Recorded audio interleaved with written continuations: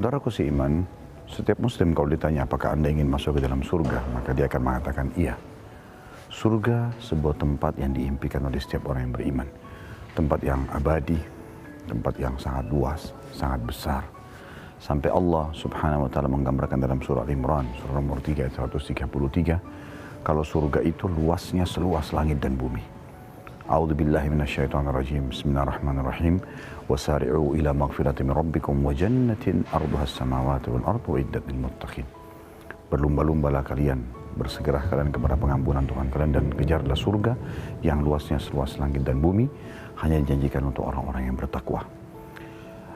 Dalam Islam kita diberikan fasilitas tambahan.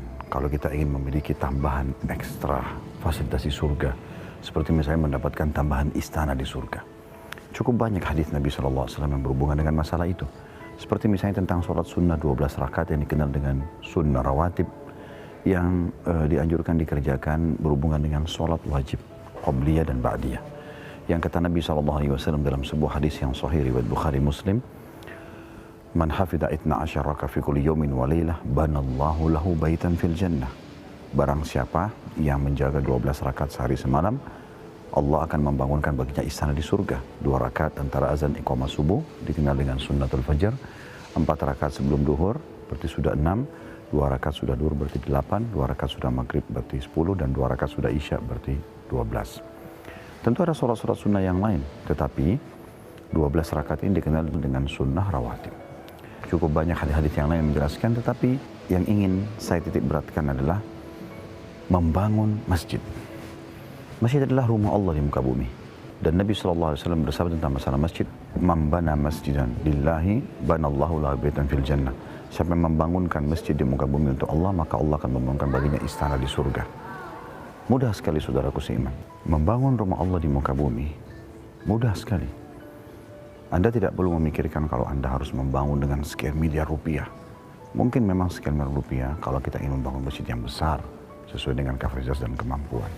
Tetapi ada sebuah hadis Nabi SAW yang berbunyi, siapa yang membangun rumah Allah di muka bumi, masjid, sebesar sarang burung, maka Allah akan membangunkan baginya istana di surga. 1.000 rupiah pun, bila ada masjid sedang dibangun, Anda menyumbang, maka cukup Anda mendapatkan istana di surga. Manfaat yang Anda dapatkan kalau Anda membangun masjid di muka bumi adalah, pertama Anda mendapatkan istana di surga. Yang kedua, Anda akan memanen pahala setiap orang yang sholat di situ. Bayangkan misalnya hadis Nabi SAW yang berbunyi, siapa yang memanggil atau mengajak seseorang pada kebaikan, maka dia akan mendapatkan pahala pelaku kebaikan tersebut tanpa dikurangi sedikit pun dari pahala si pelaku tadi. Misal, saya mengajak teman saya untuk sholat di masjid, maka saya dapat pahala saya misalnya 10 pahala. Saya mendapatkan 10 pahala, teman saya pun akan mendapatkan 10 pahala. Tapi karena saya mengajaknya, maka saya akan diberikan 10 pahala yang sama. Dengan nilai teman saya mendapatkan 20 pahala. Begitu pula seterusnya. Imam akan panen pahala makmumnya. Muadzin akan panen seluruh orang yang sholat.